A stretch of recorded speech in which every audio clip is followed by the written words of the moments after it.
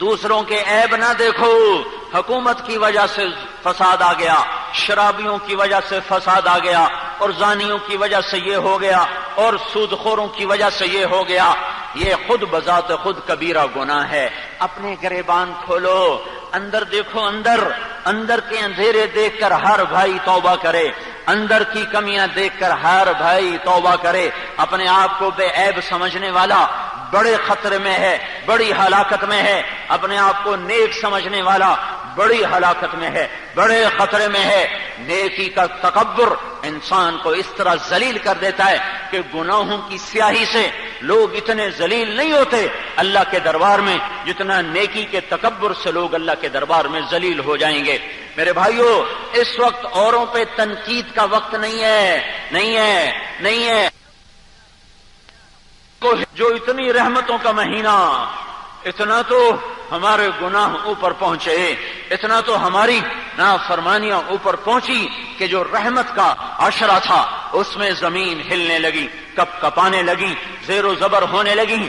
تو اتنا بڑا مجمع آیا ہوا ہے. میں سب بھائیوں کی خدمت میں ہاتھ جوڑ کے عرض کرتا ہوں کہ یہ اوروں پہ تنقید چھوڑو، اپنے گناہوں کی طرف رجوع کرو. میں کیا کر رہا ہوں؟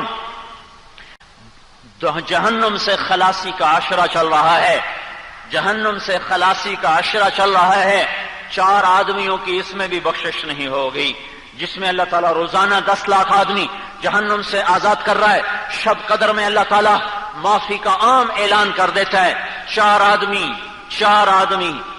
آدمی شب قدر میں بھی نہیں بخشے جائیں گے، اس 10 دن میں بھی نہیں بخشے جائیں گے.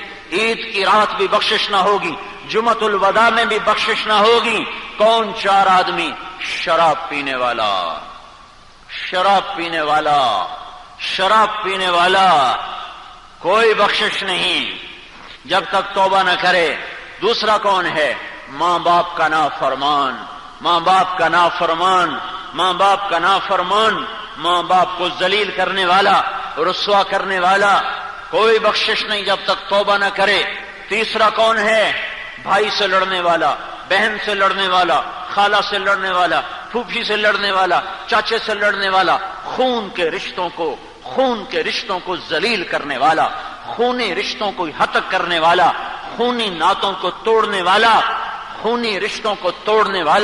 بھائی اس کا گریبان پکڑا، بہن کو پکڑا، خالہ کو پکڑا، چاچوں کو پکڑا، ماموں کو پکڑا، اس سے لڑائی، اس سے بائی کاٹ. رمضان کے آخری عشرے میں بھی بخشش کا دروازہ نہیں کھلے گا. چوتھا کون ہے؟ مشاحن، مدمن الخمر، شرابی، عاق لوالدیہ، ماں باپ کا نافرمان، اور قاطع رحم، رشتوں کو توڑنے والا. شاہن اس کشتی کو کہتے ہیں جس کے اندر سامان لبالب بھرا ہوا ہو. شاہن اس کشتی کو کہتے ہیں شاہنہ جس کے اندر سامان لبالب بھرا ہوا ہو، کوئی گنجائش نہ ہو. مشاہن اس شخص کو کہتے ہیں جس کا دل لوگوں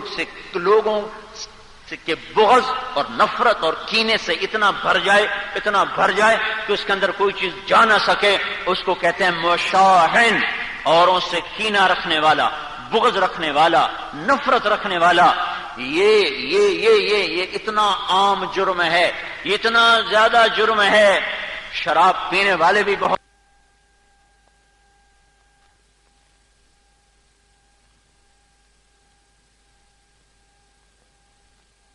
بیٹی کو ننگا کر کے بازار میں کھڑا کر دیا، جنہوں نے نوجوان بچیوں کے پیروں میں گھنگرو باندھ دیے. یہ وہ روشنیاں جنہوں نے نوجوانوں کے ہاتھوں میں گٹار پکڑا دیے، تاجر کو خیانت پہ لگا دیا، اور ساری نوجوان نسل کو موسیقی پہ لگا دیا. یہ روشنیاں بجھا دو، ان کے پیچھے خوفناک اندھیرے چلے آ رہے ہیں. اس تہذیب کو کسی دریا میں دفن کر دو. ہمارے دریا بھی اس لیے سوکھ گئے ہیں، شاید وہ بھی سوکھ گئے. ہماری نافرمانیوں کی آگ ایسی بھڑکی کہ دریا بھی جل کے راکھ ہو گئے، سوکھ گئے. میرے بھائیو، اپنے بٹن کھولو، اپنے گریبانوں میں جھانکو اور اللہ کے دربار میں آنسو بہاؤ. اور توبہ کرو اور اس کو مناؤ کہ اس کی ناراضگی توبہ کے بغیر دور نہیں ہو سکتی. اس کی ناراضگی اس کے پاؤں میں سر جھکا کر سجدوں میں رو رو کر منا کر، یہ تو طریقہ ہے اس کی ناراضگی کو دور کرنے کا، اور کوئی راستہ نہیں ہے.